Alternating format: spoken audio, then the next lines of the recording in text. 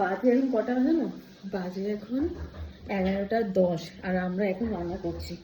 এতক্ষণ ধরে সব সবজিপাতি কাটা হয়েছে, এখন ওখানে রান্না চলছে। এই যে এখানে আজকে শুক্তো খেতে ইচ্ছা করছে, এই জন্য শুক্তো রান্না হচ্ছে এখানে। এখানে এই যে পেঁপে ভাজা হচ্ছে, বাকি সব এখানে ভাজা অলরেডি হয়ে গেছে। এখানে সব কাটা সজনে টজনে সব আছে।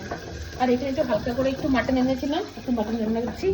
এই যে, আর এই যে এখানে রাঁধুনি বুড়ো চলছে, রাঁধুনি বুড়ো করছে, ফোড়নে নাকি রাঁধুনি দিতে হবে। তো ওই রান্না করছে। যে শুক্তোটা আমি কোনদিন রান্না করিনি, খেয়েছি, বাট খুব ভালো লাগে। ফার্স্ট শুক্তোটা তো একটু মাটন এনেছি, কিন্তু ওই দিন যে মাটন করেছিলাম তো খেয়ে পোষায়নি।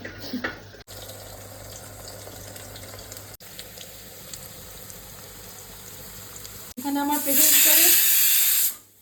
কুকারে চিকেন সেদ্ধর জন্য দিয়ে দিয়েছি, আরে সরি মাটন সেদ্ধর জন্য দিয়ে দিয়েছি। আর এখানে শুক্তোর এই অবস্থা, দুধটা দিয়ে একটু কষাচ্ছে।